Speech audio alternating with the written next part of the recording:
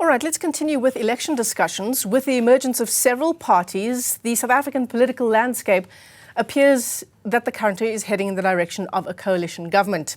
Some analysts say South Africa isn't yet ready for national and provincial coalitions. But let's take a look at what lessons we can draw from the German experience. We're joined this afternoon by Ambassador Andreas Peschke. He's the German ambassador to South Africa. Ambassador, it's great to talk to you. Thanks very much indeed for coming on to 405. And let me say that I've been reading up on some of what you have written about what makes coalition politics work in Germany. And part of what you say is, first, we need to agree on relevant political issues and projects, and then we talk about appointments. That first part might be difficult for a country like South Africa. Well, thank you very much for having me in the first place. I think it's not only difficult for South Africa. I think it's also difficult for Germany, and because it's difficult, I think it's good to address it and to remind ourselves that after all, politics is about getting results for the people, and then it is about people and about persons and positions. And so I think that is one thing for coalitions. Our political parties in Germany struggle all over again and again after every election. But at the end of the day, they found it useful to really focus on issues and then talk about positions and persons, because otherwise, if we do it the other way around, you won't have time anymore to focus on the issues, because it's all about positions and persons. So that's something they've learned in our, political experience over the decades. Actually nowadays, if you have, let's say, a national election, then no matter which political party would enter into the fray or enter into the negotiations, then it's like an unwritten law. First the issues and then the positions. So as you say, Germany has decades of coalition government to draw from, decades of experience to draw from. But can you think back and tell us perhaps what the teething problems would have been for your country at the beginning? Well, there's one basic thing which you have to be always very careful to compare countries. And one of the things as a German, if you look at the system in South Africa, what is always very confusing to us as observers, this is the timeline.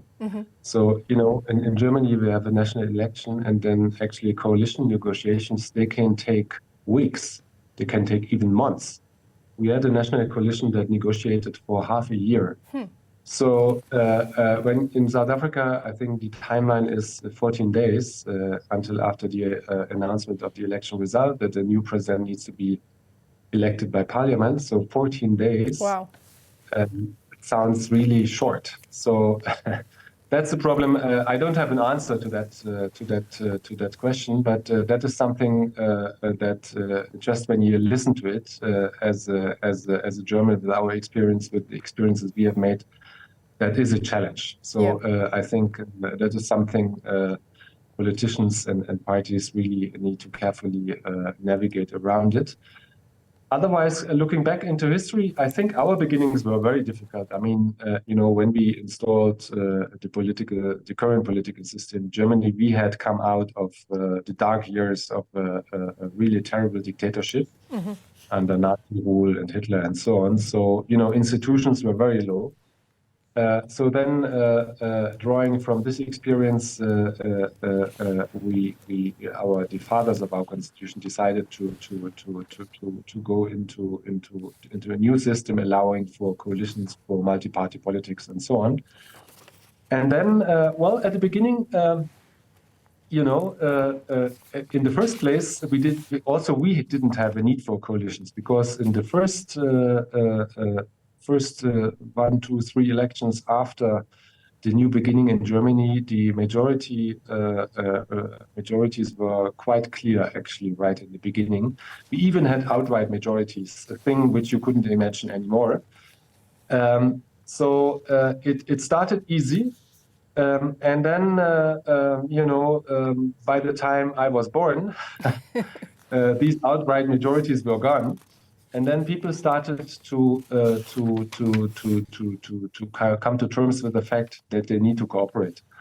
And then some of the things really evolved over time, which is now oftentimes unwritten rules and done by convention and so on. So it evolved over time, but I think a lesson that may be taken, people at the beginning tried to be very cautious about it, to really make the transition from one system to the other as smooth as possible, and then step by step coming to terms with that new realities. I think that is important. Yeah. I mean, it is difficult for a party that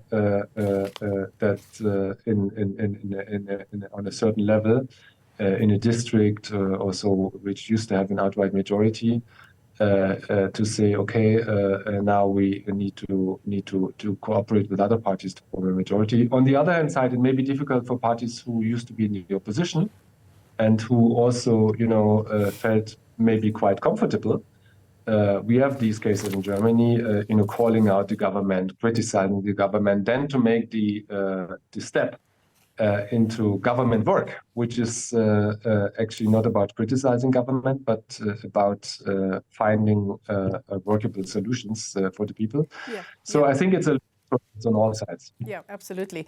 I mean, we have our own, as you know, fractured history, and we have had experience with a government of national unity coming out of apartheid. It was an act of reconciliation. Nelson Mandela was trying to bring the country together. But we wonder now, will it work for us in 2024? And if all of the big political parties become part of the government, in some kind of government of national unity, shall we say, the question becomes, who holds them accountable? Well, ultimately, that needs to be the people. And maybe, again, it's always very difficult to compare, but maybe one or two things from our experience, what we are trying to do to increase accountability of coalitions and workability of coalitions. So one thing actually what is not ruled by any law in Germany, but what is done by every coalition, be it on a provincial level or be it on a national level, when they decide to work together, at the end of talking to each other, they would come up with a written document. Yes. A political declaration. It can be oftentimes hundreds of pages. So our current coalition treaty in Germany is like 350 pages. So it's quite a booklet. So, and this document is basically an agreement by these parties what they want to achieve together during the next legislative cycle. Right. And this is a document that then is not only being negotiated between the parties, but this document is going to be made public. Right. So everybody can look at it. The public can scrutinize it. And the public, at the end of the day, and politicians know it, they will hold the politicians accountable. Aha, what have you achieved from this document during the work in this coalition? So that's actually quite useful to increase accountability. Maybe that is something that may be worth looking at. Yeah, absolutely. Would you call that a contract, Ambassador? Well, it's actually, we call it, in Germany, we call it a coalition treaty. Uh-huh.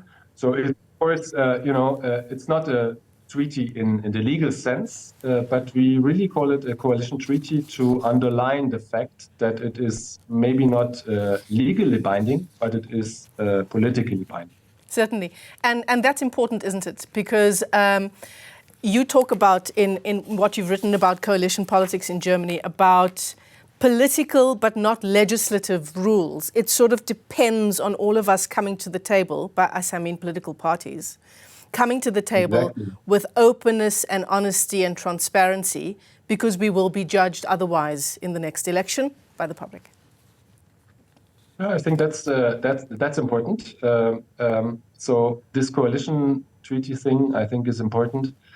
And then I think what you have touched upon is also the spirit with which we approach, working together in a political setup with other parties. I mean, in our case in Germany, I mean, parties come really from different places. I mean, they are fighting each other in the political dispute, in the election campaign, and so on. But then once the election is over, of course, they need to, and they oftentimes find it in themselves to approach each other with a spirit of compromise and with a willingness to find trust with each other. I think this is also important. If you continue the election campaign after election day, instead of coming together, that is a problem. It doesn't work. It doesn't work like that. Right. And then another thing. If I think about what to share from our experience, is about how to handle coalitions. I mean, South Africa has ample opportunity of coalition experience on a municipal level. Yes. Some have been good, some have been less good. In Germany, I think there are also some kind of institutions, mechanisms to help to solve out conflicts. Because if you bring different political forces together in one government or in one body, there are bound to be conflicts. I mean, people don't change overnight. They won't follow the same positions overnight. So there will be conflicts as you go along to govern the country.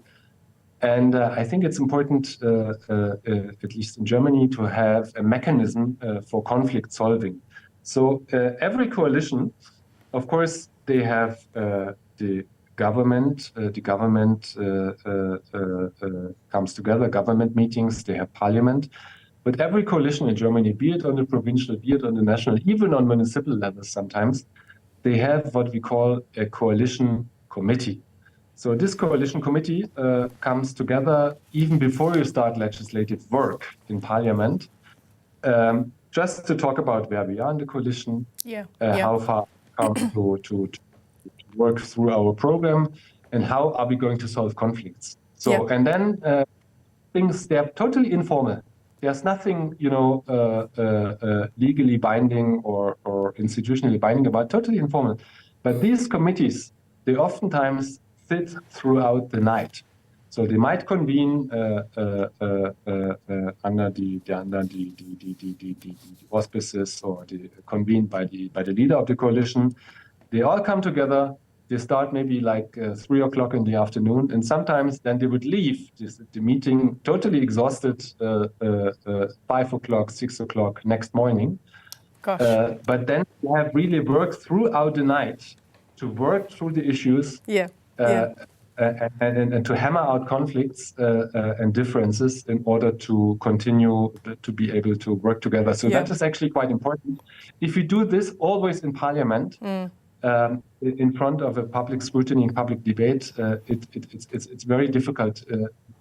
At least in our case, there will be no place to hide. Perhaps a bit of advice, Ambassador. Maybe they should start those discussions at 6 in the morning and leave at 10 o'clock at night.